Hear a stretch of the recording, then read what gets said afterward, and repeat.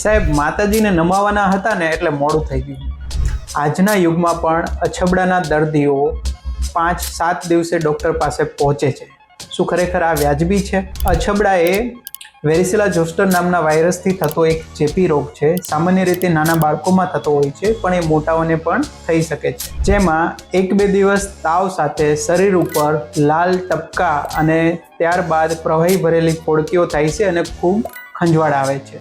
અછબડા દર્દીના ઉધરસ, છીંક કે ફોડકાના પ્રવાહી દ્વારા ખૂબ ઝડપથી ફેલાય છે। સાર સંભાળ: વધારે પાણી પીવો, ફોડકાને ખોતરશો કે ખંજવાળશો નહીં, ઘરે આરામ કરો અને એકબીજાથી દૂર રહો। ક્યારે ડૉક્ટર પાસે જવું જોઈએ?